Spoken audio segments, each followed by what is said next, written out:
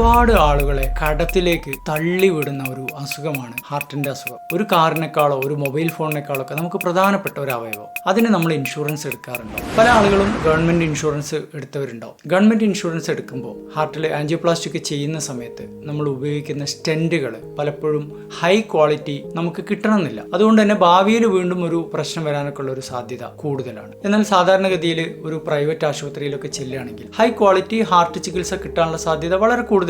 ഞാൻ ഈ പറയുന്നതിനൊരു രാഷ്ട്രീയമൊന്നും ആരും കൽപ്പിക്കേണ്ടതില്ല. ഞാൻ പ്രൈവറ്റ് ഹോസ്പിറ്റലുകളെ പ്രൊമോട്ട് ചെയ്യാൻ വേണ്ടിയിട്ട് പറയുന്നതുമല്ല. ഈ യാഥാർത്ഥ്യം നമ്മൾ കണ്ടേ മതിയാവുള്ളൂ. അതുപോലെ ഗവൺമെന്റ് ആശുപത്രികളിൽ ഒരുപാട് തിരക്ക് കാരണം പലപ്പോഴും ഹാർട്ടിന്റെ ചികിത്സ 2-3 മാസം കഴിഞ്ഞിട്ടൊക്കെ നമുക്ക് ഡേറ്റ് കിട്ടുള്ളൂ. അതുവരെ പലപ്പോഴും നമുക്ക് വെയിറ്റ് ചെയ്യുന്ന റിസ്ക് ആയിരിക്കും. നിർബന്ധമായിട്ടും ആലോചിക്കേണ്ട ഒരു വലിയ വിഷയമാണ് ഹാർട്ടിന്റെ അസുഖങ്ങളുടെ ഇൻഷുറൻസ് എടുക്കുക എന്നുള്ളത്. ഒന്നാമത്തെ കാര്യം, ചെറുപ്രായത്തിൽ തന്നെ നമ്മൾ ഹെൽത്ത് ഇൻഷുറൻസ് എടുക്കാൻ വേണ്ടിയിട്ട് ശ്രമിക്കുക. ഇൻഷുറൻസ് കമ്പനിക്കാർ നമുക്ക് മുമ്പേ അസുഖങ്ങൾ ഉണ്ടെങ്കിൽ പലപ്പോഴും നമുക്ക് പ്രോപ്പർ ആയിട്ടുള്ള ഒരു ഇൻഷുറൻസ് കവറേജ് കിട്ടാനുള്ള സാധ്യത കുറവാണ്. നേരെ മറിച്ച് ചെറുപ്രായത്തിൽ നല്ല ആരോഗ്യമുള്ള സമയത്ത് എടുക്കുകയാണെങ്കിലുള്ള മെച്ചം എന്താണെന്ന് വെച്ചാൽ ഇൻഷുറൻസ് കവറേജ് കമ്പനി തരാനുള്ള സാധ്യത കൂടും. അതുപോലെ തന്നെ ഇൻഷുറൻസിൻ്റെ പ്രീമിയം വളരെ കുറവായിരിക്കും. രണ്ടാമത്തെ കാര്യം, നമ്മളൊരു ഹാർട്ടിൻ്റെ ഇൻഷുറൻസ് എടുക്കുന്ന സമയത്ത് അത്യാവശ്യം നല്ലൊരു കവറേജിലേക്ക് പോകാൻ വേണ്ടിയിട്ട് ശ്രമിക്കുക. എന്ന് വെച്ചാൽ നല്ലൊരു തുകക്കുള്ള കവറേജ് എടുക്കാൻ വേണ്ടിയിട്ട് ശ്രമിക്കുക.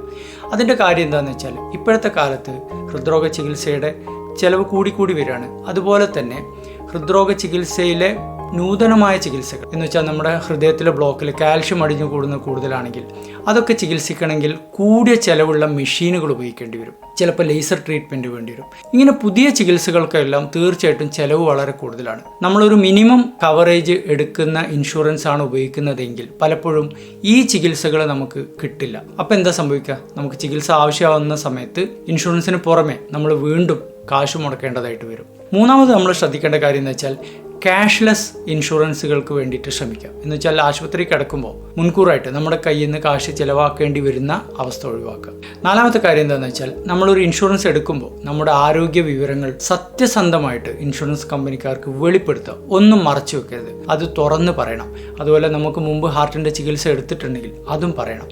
ഇതുപോലുള്ള കാര്യങ്ങൾ നമ്മൾ മറച്ചു വെച്ചാലുള്ള പ്രോബ്ലം എന്ന് വെച്ചാൽ ഇൻഷുറൻസിൻ്റെ ക്ലെയിമിൻ്റെ സമയത്ത് നമ്മുടെ ക്ലെയിം തള്ളിപ്പോകാനുള്ള സാധ്യത വളരെ കൂടുതലാണ്. അപ്പോൾ എന്തായി? നമ്മൾ അത്രയും കാലം പ്രീമിയം അടച്ചതൊക്കെ വെറുതായി പോകും. അഞ്ചാമത്തെ കാര്യം, ഒരുപാട് ഇൻഷുറൻസ് കമ്പനിക്കാരുണ്ട്. ഇതിൽ ഏതാണ് നല്ലത് എന്നുള്ളത് നമ്മളൊന്ന് സെർച്ച് ചെയ്യുക. ഇന്റർനെറ്റിലെ റിവ്യൂസ് നോക്കുക, ആളുകളോട് സംസാരിക്കുക. നമുക്ക് ഏറ്റവും നല്ലതെന്ന് തോന്നുന്നത് നമ്മൾ തന്നെ റിസർച്ച് ചെയ്ത് കണ്ടുപിടിക്കേണ്ട കാര്യമാണ്. നിങ്ങൾക്ക് പ്രായമായ മാതാപിതാക്കൾ ഉണ്ടെങ്കിൽ, അതല്ലെങ്കിൽ നിങ്ങൾക്ക് ചെറിയ കുട്ടികളുണ്ടെങ്കിൽ നിങ്ങളൊരു ഹാർട്ടിൻ്റെ ഇൻഷുറൻസിനെ കുറിച്ച് ആലോചിച്ചേ മതിയാവൂ.